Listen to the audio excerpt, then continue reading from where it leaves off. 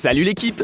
Ce n'est un secret pour personne que le cinéma ne cesse de se développer. Et les effets spéciaux d'aujourd'hui sont d'un tel niveau qu'il est souvent impossible de distinguer une image de synthèse d'un vrai plan de tournage. Oui, de plus en plus de films intègrent des images de synthèse, et il est difficile d'imaginer un blockbuster sans effets spéciaux. Mais si vous voulez voir à quoi ressemblent ces films sans ces derniers, alors installez-vous confortablement, car vous risquez d'être grandement surpris. Attraction. Ce film russe réalisé par Theodor Bondarchuk a suscité des réactions différentes à l'égard des personnages dans leur histoire. Cependant, il est évident que la conception informatique de ce film est incroyable, surtout pour un film russe, un pays qui ne se distingue pas par les grands effets spéciaux de ses films.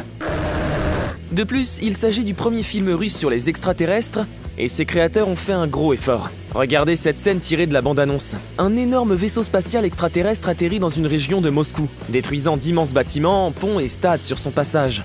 Il est difficile de croire que tout cela est le résultat de travail de graphiste. Mais la destruction de bâtiments n'est pas le seul exemple de CGI dans ce film. Il y a une scène dans les premières minutes du film dans laquelle les protagonistes attendent le début de l'histoire et toutes les scènes en arrière-plan et à l'intérieur du vaisseau spatial, ainsi que les combats avec les extraterrestres ont été enregistrés dans un pavillon avec un fond vert. Selon le réalisateur, 50% du film est généré par ordinateur. La seule question qui se pose est de savoir comment les acteurs ont imaginé les visiteurs de l'espace afin de recréer de manière réaliste la rencontre avec eux. San Andreas. Tous les films sur les catastrophes sont truffés d'effets spéciaux. C'est évident puisque personne n'est prêt à détruire une ville entière pour créer un film de 2 heures sur la destruction de l'humanité. C'est pourquoi, pour détruire l'État de Californie dans le film San Andreas, les concepteurs ont dû faire des heures supplémentaires pour créer plus de 1300 scènes avec des effets spéciaux pour le film. Parmi ces scènes, on trouve la destruction du barrage Hoover, que l'on avait déjà vu dans le film Transformers, la chute de la Maison Blanche, After Another et Best of All. Une énorme vague qui a fini par rayer la pauvre ville de San Francisco de la surface de la Terre. Personne n'utiliserait de l'eau réelle pour réaliser ces scènes aujourd'hui. Mais imaginez une seconde. Le nombre de seaux d'eau dont vous auriez besoin. Et bien sûr, le film ne serait pas complet si les développeurs ne montreraient pas la destruction du Golden Gate Bridge. À mon avis, les réalisateurs ont une relation particulière avec ce pont. Ce n'est pas en vain que nous voyons constamment sa destruction sur le grand écran. X-Men, Star Trek, Pacific Rim et Godzilla sont quelques-uns des films dans lesquels nous pouvons voir le célèbre pont souffrir. Mais les artistes du film de San Andreas ont fait un effort pour réaliser des scènes de destruction très réalistes, en combinant entre 4 et 15 images au même endroit, en mélangeant des images de synthèse avec des photographies réelles et en réalisant toutes sortes d'astuces cinématographiques. Mais l'effet spécial le plus étonnant du film est celui de Dwayne Johnson, qui a joué son premier rôle dramatique et ses talents d'acteur sont assez impressionnants. Vous ne trouvez pas ?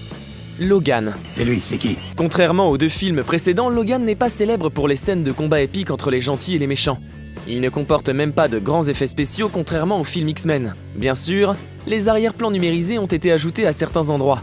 Mais la plupart des effets spéciaux ont été consacrés aux protagonistes du film. Ce n'est un secret pour personne que Hugh Jackman est l'acteur parfait pour le rôle de Wolverine. Mais même la ressemblance physique ne permet pas à l'acteur de se régénérer en super-héros, et encore moins d'utiliser ses griffes en adamantium. Tout cela est possible grâce à l'utilisation de SFX.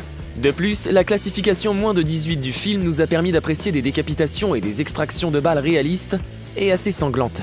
D'ailleurs, quelques effets spéciaux ont également été utilisés. Le petit clone de Laura Wolverine lui permet d'avoir les mêmes griffes que Logan, et de se jeter sur ses ennemis avec la même férocité. Mais malgré le fait qu'il soit moins incroyable visuellement que d'autres films de super-héros, il a reçu de très bonnes critiques grâce à son histoire et son réalisme.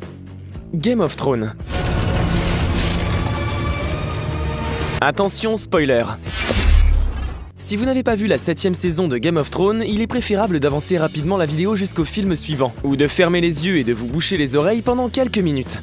Vous êtes prêts ? Il est temps de se souvenir de l'incroyable scène de l'attaque des troupes Lannister dans le 4e épisode de la saison. Si vous avez vu la série, vous vous souviendrez du moment épique où une horde de Dothraki soutenue depuis les airs par l'un des dragons de Daenerys a détruit l'armée Lannister.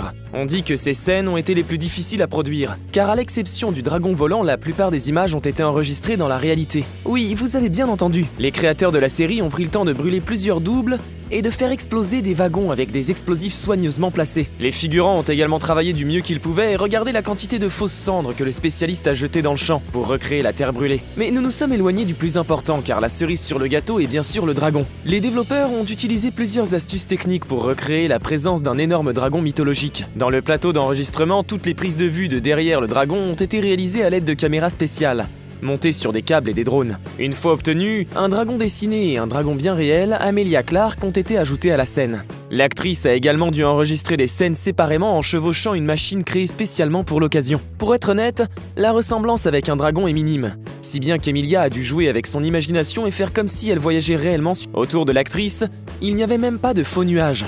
Toute la scène a été filmée sur un fond vert. Une situation similaire a été vécue dans le 6e épisode de la saison où Daenerys et son dragon ont réussi à sauver Jon Snow et son équipe. Après les enregistrements traditionnels en intérieur, Emilia a pu participer aux scènes en plein air avec les autres acteurs sur une île au milieu d'un lac gelé. Mais on peut voir l'énorme dos vert du dragon, exactement à l'endroit où les protagonistes couraient pour tenter de se sauver de l'armée des morts. Ça c'est joli, mais tu peux t'être posé la question « Hey Youssef, quelle est l'histoire de CGI ? Comment cette technologie commençait ? Explique à nous Youssef. Avec plaisir, attachez-vous ceinture, nous allons voyager dans le temps. » Pionnier du cinéma, Georges Méliès, le réalisateur de L'homme à la tête de caoutchouc et de 20 000 lieues sous les mers, est considéré comme l'inventeur des trucages. Il a été le premier à utiliser des maquettes en modèle réduit pour simuler des scènes. On pense notamment au vaisseau spatial de Voyage dans la Lune, une technique reprise par le réalisateur Fritz Lang dans sa dystopie Metropolis pour créer l'illusion d'une mégapole. Le Britannique Derek Meddings en sera un des maîtres incontestés. Les maquettes deviendront des incontournables dans les grands classiques de la science-fiction comme Star Wars, Star Trek et plus tard Le Seigneur des Anneaux.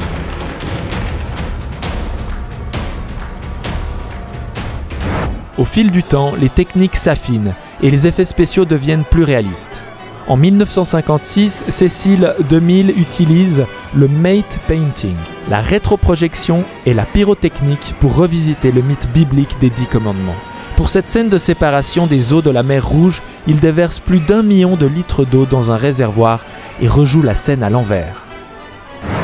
L'autre maître des trucages à l'ancienne, c'est Ray Harryhausen. Au fil de ses réalisations, il a créé un bestiaire colossal.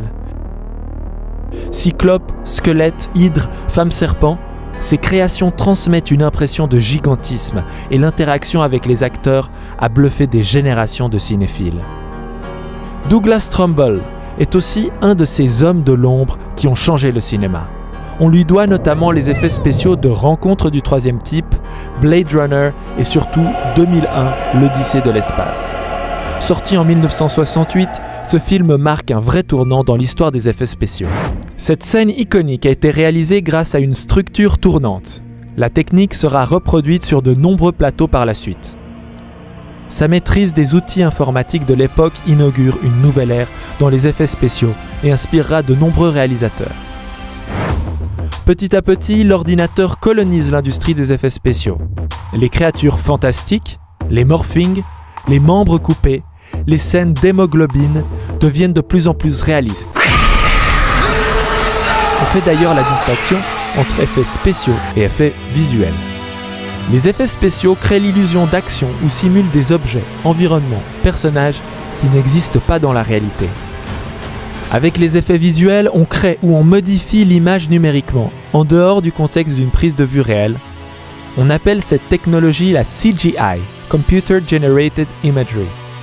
Elle est souvent couplée à l'utilisation d'un fond vert ou bleu. Tron n'est de loin pas le meilleur film de tous les temps, mais il a été l'un des plus créatifs au niveau des effets spéciaux. Il est le premier à utiliser la CGI de façon massive, ce qui va largement déteindre sur les productions contemporaines. Dans Jurassic Park, sorti en 1993, il n'y a que 4 minutes de CGI, mais les effets sont révolutionnaires pour l'époque. Dans Terminator Judgment Day, cette seule séquence a coûté 5 millions de dollars. Quant à Sky Captain and the World of Tomorrow, il a été le premier film à être tourné intégralement sur fond bleu. Pour certains films, comme Gladiator, la CGI a même permis de ressusciter des comédiens décédés.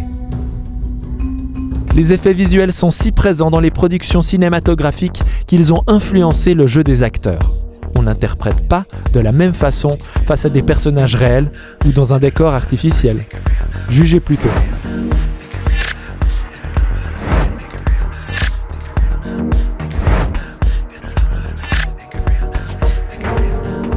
Comme dans toutes les révolutions technologiques, celle des effets spéciaux a également connu son lot d'échecs, avec des mises en scène très approximative, quand elle n'était pas complètement ratée. Évidemment, les films les plus réussis sont bien souvent ceux dont les effets spéciaux sont si bien intégrés qu'on ne les aperçoit pas. C'est peut-être ça, la magie du cinéma.